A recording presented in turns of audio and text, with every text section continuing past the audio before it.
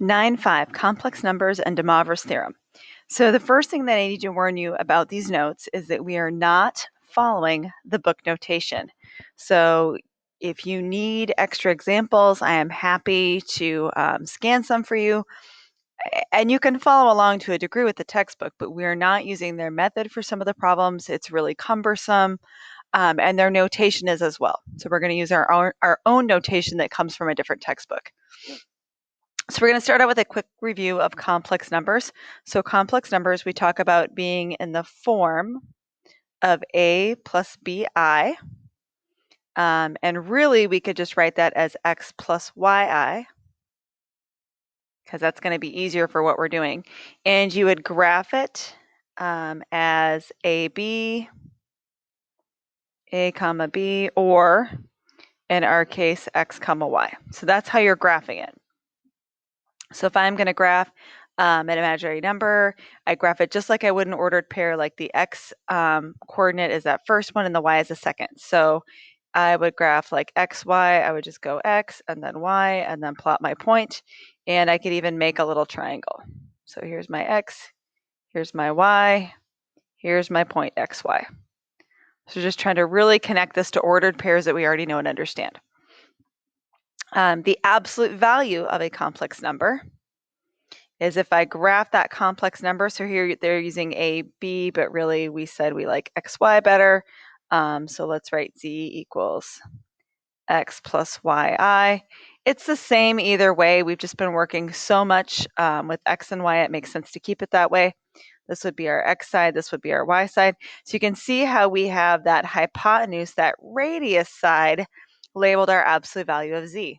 So once again, we're just looking at straight Pythagorean theorem.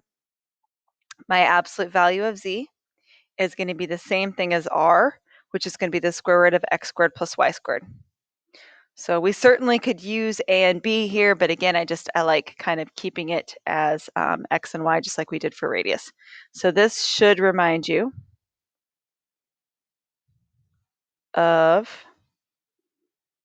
how, remind you of how r equals square root of x squared plus y squared, because we use that on 9.3 when we practice converting just regular ordered pairs to polar coordinates or back again. So we've kind of already seen some of this stuff, just different now because we're looking at this we're looking at a complex number. So first we're going to look at how do we convert from a rectangular complex number to polar form. So this is different when I don't just have a rectangular number. I don't just have an ordered pair. Now I have a complex number. So it's going to be a little bit different. So let's think about how our rectangular complex number is z. We usually use complex number as z. That's why we had absolute value z and the one up above when we were looking at absolute value of a complex number. So our complex number z has an x part, and then that other part is yi, the imaginary part. So that's how I'd write a complex number. So I remember from yesterday that we found, or 9.3, that we found that x was r cosine theta. So remember, we got that by looking at our triangle, and I'm labeling x and y over here again. And we talked about how the cosine of theta was x over r, and we solved that for x. So that's how we came up with that. And then we said that our y was really our r times sine theta. And then I still have an I there, so I'm going to write times an I. So this is really what we're doing. If we want to convert to polar form, we're still using r and theta. Our x is now r cosine theta, our y is now r sine theta, and we have an I in there. So the way the book is going to write this is they're going to write this as r. They're going to factor r out of both of these, and they're going to write cosine theta plus sine theta times I. They put the I in front of the sine theta, actually. So this is going to be the book notation. This is really, really long and cumbersome, and it might not seem bad, but when this is the easy step on a math problem, it just gets to be ridiculous, and we really get bogged down in this book notation. So our notation is going to be to shorten this up, and we're going to write r cis theta. So that CIS, it is a CIS. Maybe I should make that a little more clear there. Let's see. So it is RCIS theta, and it's pronounced cis, just like that, like it's two S's. And that CIS part stands for cosine I sine. So instead of writing the cosine I sine part, I just write cis. So I have my R, I have my theta. So that is going to be a much faster way of writing this down. And then I think we should put over here and remember our R is still the square root of x squared plus y squared. And our theta is still the tangent inverse of y over x, but draw a picture to get the right quadrant, the angle in the right quadrant. But draw a picture to get the right theta. Because remember, when you do a tangent inverse, it only gives us something between like negative 90 degrees and 90 degrees. And so sometimes we have to draw a picture to get the right angle. Quadrant 1 is okay. Everything else we have to do a little bit of work. So always draw your picture. So if my rectangle complex is something like x plus yi, this is my rectangle complex. Rectangle complex. And then this r cis theta, that is my polar form. Okay, so I have my polar form and I have my rectangle complex. So x plus yi is rectangle complex. We just graph that as x comma y, and it's just an ordered pair on a rectangular plane like we're used to. R cis theta is using the radius and the angle, and the cis stands for cosine I sine. So there's like a bunch of extra stuff in there, but we just write R cis theta. All right, so going ahead and moving on here. Let's see, so for our first real example, I have this labeled example 2 because we skipped example 1 in the book. And I always want to make sure, if you get stuck on example 2, you could go back to your textbook and look at that example 2. It's just I have to warn you, they're going to be notating it just a little bit different. And I really do like our notation. It's a lot easier. So the first thing that I want to do is graph negative 2, 5. So I'm going to go ahead and make that triangle, negative 2, 5. Here's my right angle. And in order to write in polar form, so my complex form is my x plus yi, my polar form is my r cis theta, and that's because I have something with I in it. If I didn't have I in it, it would just be r comma theta, but we have an I, so now we do this weird thing today. So to find r, I am going to use the square root of negative 2 squared plus 5 squared, which is the square root of 4 plus 25, which is the square root of 29. So I have the r, and now I need to find the theta. So theta is going to be my tangent inverse of 5 over negative 2. And this is in quadrant 2. Only in quadrant 1 does it really spit out the right angle. If I'm in any other quadrant, I have to do a little bit of work. So this gives me negative 1.19. So if I am thinking about what's going on then, and I extend this triangle, so here's my negative 2, 5 triangle, it's giving me this angle down here. It's giving me that negative 1.19. So that means I need to get this other angle that goes counterclockwise and goes around here and stops.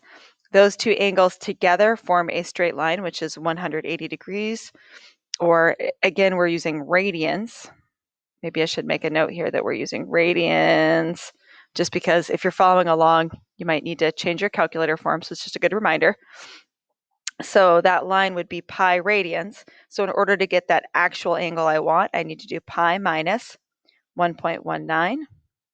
So 3.14 times 1.1 minus 1.19 is about 1.95. So I have my angle, I have my radius. So again, in rectangle complex, we started out with negative 2 plus 5i. And so when we change to polar, our polar form is going to be square root of 29 cis 1.95. So that is our polar form. So we started out with rectangular complex, -2 plus 5i. There's a plus sign there. I've got the real part and the imaginary part. And then we changed it to polar. And polar still has an I. Remember, cis stands for cosine I sine. So let's look at another one. That's going to give us initial point in a different quadrant. So this is 6 plus 2i. So here's 6, here's 2.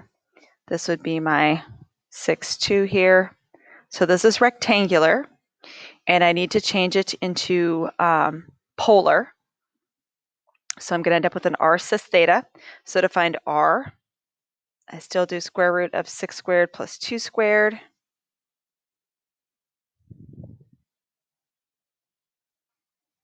And then I need to simplify that. Let's see, square root of 40.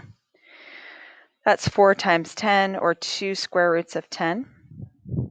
And so now I need to, it's going to take a while.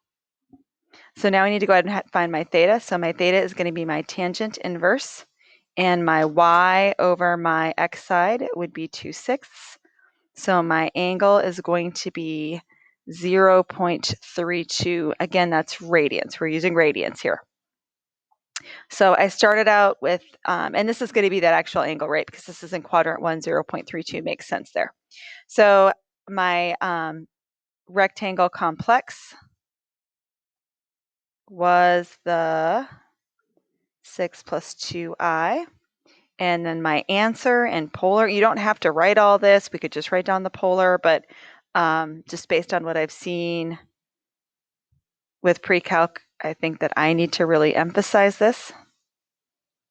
And so my polar is my r cis theta, or 2 square roots of 2 cis 0.32. And I didn't put a symbol on the 0.32 because it's radians. If it was degrees, I would have to make a degree symbol, but that's not what I have. And so again, you don't need to do all this labeling at the end. I just really want to make sure we understand what's going on. So converting from polar form to rectangular complex. So if we have polar, our polar form is that r cis theta. And remember, what that really means is I have r cosine theta plus r sine theta times I. So the cosine I sine part is the part in the middle. They both would have an r would get distributed. They both have theta. So in order to change the rectangle complex, all I have to do is I have to evaluate that r cosine theta or r sine theta. So I just evaluate. And then this is my x, and this is my y, and then this is my I. So all I do to work backwards is to evaluate. Evaluate to change to rectangle complex. So it's a lot easier working that other direction. So for example 3, that's exactly what we're going to look at. They do want us to graph the complex number on a polar grid. So just like when I am graphing a rectangular number, I kind of ignore the I and I just make it an XY ordered pair. We do the same thing on the polar grid. So we're going to graph as r comma theta, which is 3 comma 5.2. So a quick review of radians. So I have 0, which is also degrees or radians. It's all the same, right? And then pi over 2, and then pi, and then 3 pi over 2, and then 2 pi. Pi is 3.14. Pi over 2 is 1.57. And 3 pi over 2 is 4.71. And this is 6.28. So if I'm looking at 5.2, I have something around in this quadrant, in quadrant 1, 2, 3, 4. And then I would want to go 3 units from the pole in that quadrant. So 1, 2, 3. So my point might be right here. So this would be the 3, and this would be the 5.2. So that's how I would still graph something. So it's just like with rectangle or complex. where we just kind of ignore the I and remember it's in there. And this is how your textbook's going to give it to you as a problem. So if I was writing this problem from the textbook, I would just ignore their notation. And on my homework, I would just write 3 cis 5.2. So there's no need to copy down the notation that we're not using. So let this shorthand really help you. So what this means is 3 times the cosine of 5.2, and then I have to do 3 times the sine of 5.2, and I have an I in there. And we're going to just go ahead and write down that step, even though it's not necessary. 3 cosine 5.2. So again, this step is not necessary, but we are learning, and so it's good to write this out. So it's like I'm actually writing out what that cis thing does, times I. So you can see like up above, the way the book does it, we're just putting the I at the end there instead, and we're actually distributing out that 3 now. And then we're just going to do 3 times cosine of 5.2, 3 times sine 5.2. That's a calculator thing. So 5.2 is a special angle. If it was, say, a pi over 4, I would know, oh, pi over 4 is 45 degrees. I need to actually do something with this, but that's not what I have here. So on my calculator, 3 cosine 5.2 is 1.41. And then 3 sine 5.2 is negative 2.65. So I'm going to write minus 2.65i. So to change from change from polar to complex, all we're really doing is just evaluating. So I am going to break the notes up into 2 parts because they're pretty long, and I have people that are kind of looking to bug me here. So we're going to do this product and quotient thing and example 4, and then that'll just be part 1 of our notes, and we'll do part 2. So for 2 complex numbers, so a complex number is an r cis theta. So I have z1 defined as r sub 1 cis theta 1, and then z2 has the 2's. So if I am multiplying 2 complex numbers, I can multiply my r's and I can add my angles. So we're going to multiply r's, we're going to add our angles. And if I'm taking the quotient of 2 complex numbers, and these are in polar form, of course. I don't know why that says quotient form. I do need to fix that. That should be polar form. Then I would go ahead and divide these 2, and I would subtract. So the dividing and the subtracting go together, the multiplying and the adding go together. So that should make you think of logarithms or exponents. There's all different kinds of things in math where we kind of find that pattern. So I'm multiplying my coefficient, my r, and I'm adding my angle, or I'm dividing my r's and I'm subtracting my angles. So now we're going to look at example 4, where we're going to actually use one of those formulas. And this is the way the book problem is. In my homework, if I was writing this out, I would say, well, that first one is just 5 cis 2 pi over 3. And then I am multiplying by 2 cis pi over 3. So this is where our notation is so nice. Easier to write down, faster, easier to understand. And so I know I need to multiply my r's, so I'll have 5 times 2. And then I have cis, and then I want to add my angles. So 2 pi over 3 plus pi over 3. So I'm like showing every single work step just to make sure I don't lose anybody. 5 times 2 is just 10. When I add my angles, I have 3 pi over 3, which is just pi.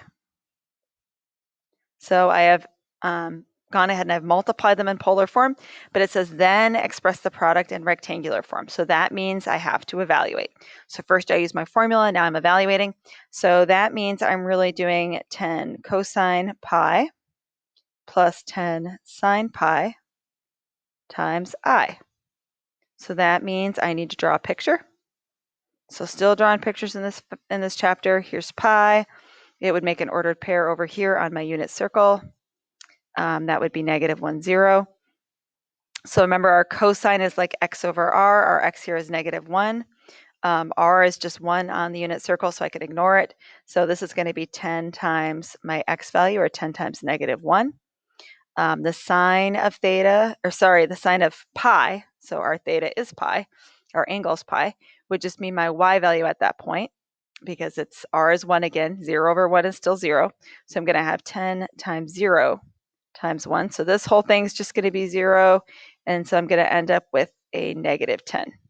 So there's a lot of talk last quarter about Do we write negative 10 comma 0 because it's just a regular ordered pair, or do we just write negative 10? And I feel like that's kind of a gray area because we are told rectangular form, it is a complex number.